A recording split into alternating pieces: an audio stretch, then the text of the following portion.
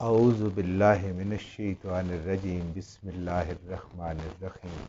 اللہم صلی علی محمد وعلی آل محمد۔ اللہ جل شانہ کا بے حساب کرم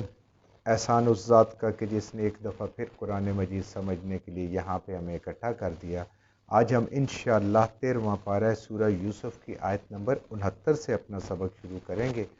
13واں پارہ سورہ یوسف کی آیت نمبر 69۔ اعوذ باللہ من الشیطان الرجیم بسم اللہ الرحمن الرحیم ولما دخلوا علی یوسف آوى الیہ اخاہ قال انی انا اخوک فلا تبتئس بما كانوا یعملون۔ جب بھائی مختلف دروازوں سے حضرت یعقوب علیہ السلام کی نصیحت کے مطابق پہنچے حضرت یوسف علیہ السلام کے پاس، ولما داخلوا، پس جب وہ داخل ہوئے علی یوسف علیہ السلام کے پاس جب پہنچے، آوا علیہ اخاہ، تو اپنے قریب جگہ دی ان کو اپنے بھائی کو۔ حضرت یوسف علیہ السلام نے اپنے بھائی کو رہنے کے لیے بیٹھنے کے لیے جو بھی جگہ تھی وہ اپنے نزدیک دی۔ قالا، کہا اور اس کو بتا دیا، انی انا اخوکا، میں ہی آپ کا بھائی ہوں۔ وہ بچھڑا ہوا بھائی حضرت یوسف علیہ السلام جو بچھڑ گئے تھے، میں ہی آپ کا بھائی ہوں، میں تیرا بھائی ہوں۔ فلا تبتئس، اب غمگین نہ ہو، یعنی جدائی کا جو غم تھا وہ، یا بھائیوں نے جو زیادتی کی ہیں ان کا، یعنی غم کے قصے نہیں دہرائیں گے ہم، بس اب غم نہیں کرنا، اب صبر کرنا ہے۔ بما کانوا یعملون، جو ہمارے ساتھ ہوا، جو کچھ ہوا، وقت نے جو ہمارے ساتھ کیا، بھائیوں نے ہمارے ساتھ کیا، ان کے اعمال پہ ہم افسوس نہیں کریں گے بلکہ ہم اس پہ صبر کریں گے۔ فلما جہزہم، پس جب دوسری دفعہ تیار ہو گیا ان کے لیے، بجہازہم، ان کا سامان جو غلہ وہ لینے کے لیے آئے تھے، جب وہ تیار ہو گیا ان کے لیے، اونٹوں پہ لاد دیا گیا اس کے غلے کو، جعل السقایۃ فی رحل اخی، تو پس رکھ دیا، جعل رکھ دیا، السقایا پانی پینے والا ایک پیالہ، سقایا سقا پانی پلانے والا، سقایا پانی پینے والا، فی رحل اخیہ اپنے بھائی کے سامان میں، اس کے بھائی کے سامان میں ایک پیالہ رکھ دیا گیا، ان بوریوں میں جو ان کے بھائی کے سب کی تھی، یہ فلاں کی، یہ فلاں کی، یہ اس بھائی کی تھی جو حضرت یوسف علیہ السلام کے سگے بھائی تھے بنیامین، ان کے سامان میں۔ جب وہ چل پڑا قافلہ، ثم اذن، تو پھر پکارا، جب قافلہ وہاں سے نکل پڑا غلہ لے کے، تو ایک پکارا مؤذنن، ایک پکارنے والے نے، جیسے مؤذن ہوتا ہے نا اللہ کے لیے پکارنے والا، کہ او اللہ کے ہاں حاضری لگوا لو، اللہ کے حضور نماز ادا کر دو، تو ایک پکارنے والے نے آواز لگائی، کیا؟ ایتھل ایرو، اے قافلے والو، دور سے آواز لگی کیونکہ پورا قافلہ آیا ہوا تھا اس علاقے سے، ساتھ یہ 11 بھائی بھی تھے، تو ان کے بھائیوں کے قافلے کو آواز لگائی، اے قافلے والو، انکم لسارقون، تم تو ہمارے چور ہو، تم نے ہماری چوری کر لی ہے۔ یہ جو شاہی لوگ تھے، دربان تھے، جنہوں نے دیکھا پیالہ گم ہوا ہے، جن کو مل نہیں رہا تھا، تو ان سب نے آواز لگائی۔ اب اندازہ کریں ان کا کہ انہوں نے کیسا خوف محسوس کیا ہوگا کہ اب پتہ نہیں کیا چوری ہو گیا، کیسے ہو گیا۔ قالو، تو وہ سارے خوف سے بولے، اقبلو، اور پوری توجہ اس طرف کی، قبلہ رخ جیسے ہم ہوتے ہیں نا، پوری توجہ کے ساتھ خانہ کعبہ کی طرف، تو وہ پورے کے پورے ان کی طرف مڑے، ان کی طرف رخ کیا، علیہ میں ان کی طرف، ماذا تفقدون، کیا گم ہو گیا تمہارا، ذرا ہمیں پتہ بھی تو چلے کہ تمہاری کیا چیز گم ہو گئی ہے کہ تم قافلے والوں کو روک کے کہہ رہے ہو کہ ہماری چوری ہو گئی، تم ہمارے چور ہو۔ قالو،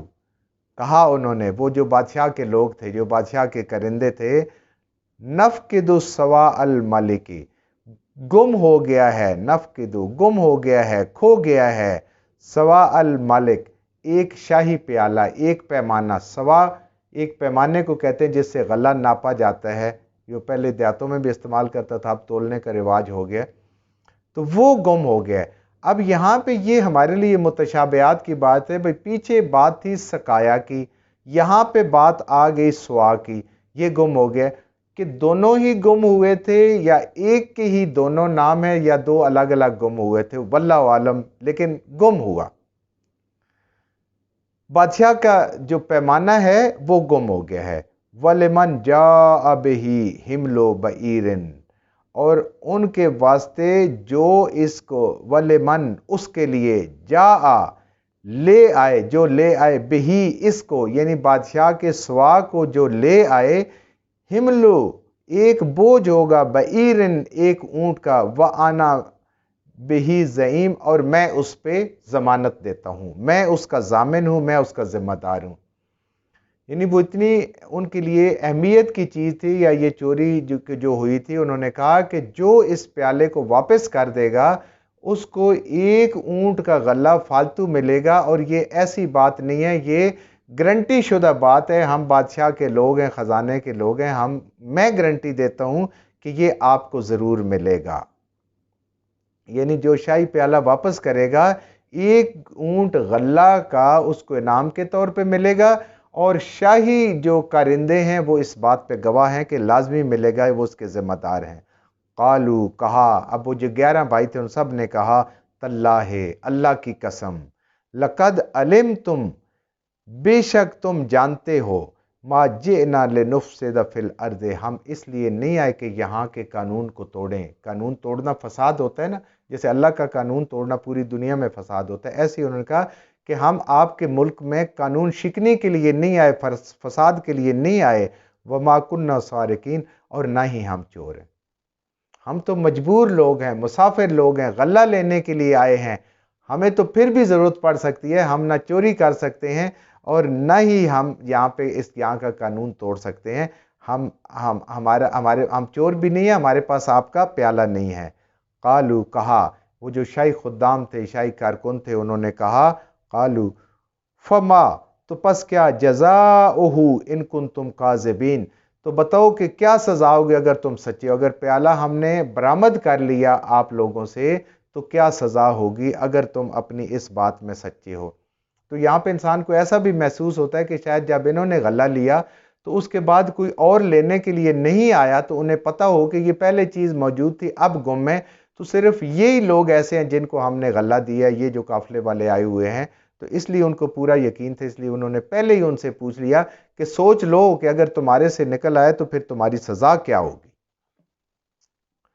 قالو کہا، ان 11 بھائیوں نے کہا جو حضرت یعقوب علیہ السلام کے اولاد تھے، جو دین ابراہیمی کی سزا تھی اس کے مطابق، جزاؤہ اس کی سزا ہے، جس سے وہ نکلے اس کی سزا ہے، من وجد فی رحلہ جس کے سامان سے، جس کے بوجھ سے یہ نکل آئے، فہو جزاؤہ تو وہ خود اس کی جزا ہے، کیونکہ دین ابراہیمی میں چوری کی سزا یہ تھی کہ چور 1 سال کے لیے اس کے مالک کے پاس غلام ہو جاتا تھا،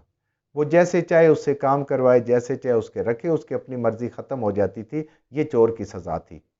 جو کہ مصر کا بادشاہ تھا، آگے ہم انشاءاللہ پڑھیں گے نہیں آیات میں، وہاں یہ سزا نہیں تھی، وہاں کوئی قید تھی، جرمانہ تھا، کوئی جو بھی تھی، تو یہ انہوں نے کہا جی ہمارے پاس تو یہ سزا ہوتی ہے، چور خود ہی وہ اس کا بدلہ ہوتا ہے کہ اس کو غلام بنا لیا جاتا ہے 1 سال کے لیے۔ کذالک نجزی الظالمین ہم تو اپنی شریعت میں ظالم کو، گناہ کرنے والے کو، چوری کرنے والے کو یہی جزا دیتے ہیں، یہی بدلہ دیتے ہیں، یہی سزا دیتے ہیں، چوروں کی سزا ہمارے پاس یہی ہے۔ فبدأ تو پس ابتدا کی انہوں نے، جو شاہی خادم تھے انہوں نے ابتدا کی، تلاشی لینے کی، بے اوعیاتہم ان 10 بھائیوں کی، جو ان کا سامان تھا 10 بھائیوں کا، ان کی تلاشی یعنی باری باری ان سے شروع کی، قبل وعاء اخیہ اس کے بھائی سے پہلے، جو حضرت یوسف علیہ السلام کے سگے بھائی تھے ان سے پہلے انہوں نے ان 10 بھائیوں کی تلاشی لینے کی ابتدا کی، تلاشی لینی شروع کی، ثم استخرجہا تو پھر نکال لیا انہوں نے، برآمد کر لیا انہوں نے، من وعاء اخیہ کرتے کرتے جب باری آئی حضرت یوسف علیہ السلام کے سگے بھائی کی تو انہوں نے اس کو ان کے سامان سے اس پیالے کو نکال لیا، اس کو برآمد کر لیا، وعاء اخی جو سامان تھا حضرت یوسف علیہ السلام کے سگے بھائی کا، کذالک کدنا اور اس طرح چال چلی ہم نے یوسف علیہ السلام کے لیے۔ اللہ فرماتے ہیں یہ ساری تدبیر ہم نے کی کہ ان سے پہلے کہلوایا، ان سے پوچھا قانون کیا ہے، سزا کیا ہے، یہ ساری تدبیر جتنی بھی مکمل ہوئی ہے، ورنہ یہ ممکن نہیں تھا۔ اور کس کی نگرانی میں وہ پیالہ رکھا گیا، کیسے رکھا گیا، اللہ فرماتے ہیں یہ ساری ہماری تدبیر تھی۔ آج بھی ہمیں یہ سوچنا چاہیے کہ جو ہمیں ظاہراً نظر آتا ہے، اصل حقیقت وہ نہیں ہوتی، اصل میں تو اللہ کا قانون چل رہا ہوتا ہے۔ تو ہم نے یوسف علیہ السلام کے لیے یہ تدبیر کی، دونوں بھائیوں کو اکٹھا رکھنے کے لیے۔ ما کان لیاخذ اخاہ دین الملک، اور نہیں تھا روکنا جو وہاں کے بادشاہ کا قانون تھا اس کے مطابق اپنے بھائی کو۔ حضرت یوسف علیہ السلام کسی صورت نہیں روک سکتے تھے، اپنے ملک کے اندر ان کو اجازت نہیں تھی کسی دوسرے کو روکنے کی۔ الا ان یشاء اللہ، مگر ہوتا وہی ہے جو اللہ چاہتا ہے۔ اللہ نے روکنا تھا، اللہ نے وہی ترکیب بنا دی۔ یعنی پہلے بظاہر سارے حالات غیر موافق تھے، اس میں بھی اللہ کی حکمت تھی۔ اب حالات موافق ہوتے جا رہے ہیں، یہ بھی اللہ کی حکمت ہے۔ سب کچھ کرنے والا میرا رب ہے۔ نرفع درجات من نشاء، اللہ تعالیٰ جس کے چاہتا ہے درجات کو بلند فرما دیتا ہے۔ یہ میرے رب کی مرضی ہے، جس کو عزت عطا فرمائے، جس کو بادشاہی عطا فرمائے، جس کو حکومت عطا فرمائے۔ کوئی انسان کسی کے لیے کچھ بھی نہیں کر سکتا، بس پریشان تو کر سکتا ہے، اس سے زیادہ کچھ نہیں کر سکتا۔ وفوق کل ذی علم علیم، اور ہر ایک علم والے کے اوپر ایک علم والا ہے۔ کوئی یہ نہ سمجھے کہ اس کے پاس بہت علم ہے یا وہ علم کامل کا حامل ہو گیا ہے، نہیں، اس سے اوپر علم والا، اس سے اوپر علم والا۔ اور کرتے کرتے انبیاء کے بعد پھر اللہ جو سارے علموں کے خزانے ہیں، جس کے پاس جو سب کو دیتا ہے اور جتنا چاہتا ہے، یہ سارے ہیں۔ تو اللہ فرما رہے ہیں کہ دنیا میں درجات جو انسان کی بلندی مال سے ہوتی ہے، حسن سے ہوتی ہے، عہدوں سے ہوتی ہے، برادری سے ہوتی ہے، یہ ساری بہت ساری چیزیں ہوتی ہیں، لیکن اللہ کے ہاں درجات کی بلندی کس چیز سے ہوتی ہے؟ علم کی وجہ سے۔ جس کے پاس علم ہوتا ہے اس کے درجات اللہ کے حضور میں بلند ہوتے ہیں۔ عالم کا درجہ بہت بلند ہے عابد سے۔ اور پھر جس کے علم اللہ عطا فرماتے ہیں اس کو پھر حکمت کی بھی سمجھ آتی ہے۔ علم آتا ہے، اس کے بعد پھر انسان کو اللہ تعالیٰ حکمت عطا فرماتے ہیں اور حکمت آنا شروع ہو جاتی ہے۔ تو اللہ فرما رہے ہیں کہ ہر علم والے سے اوپر علم والا ہے، اور اللہ تعالیٰ نرفع درجات من نشاء، جس کو چاہتے ہیں اس علم کے ذریعے اس کے درجات کو بلند فرما دیتے ہیں۔ جو کچھ ہم نے صحیح پڑھا اللہ ہمارے ذہنوں میں، دلوں میں بٹھا دے۔ جہاں جہاں پڑھتے ہوئے بولتے ہیں ہم سے غلطیاں ہو گئی، اللہ میں معاف فرما دے، اور ان غلط باتوں کو ہمارے ذہنوں سے، دلوں سے اللہ کی ذات نکال دے۔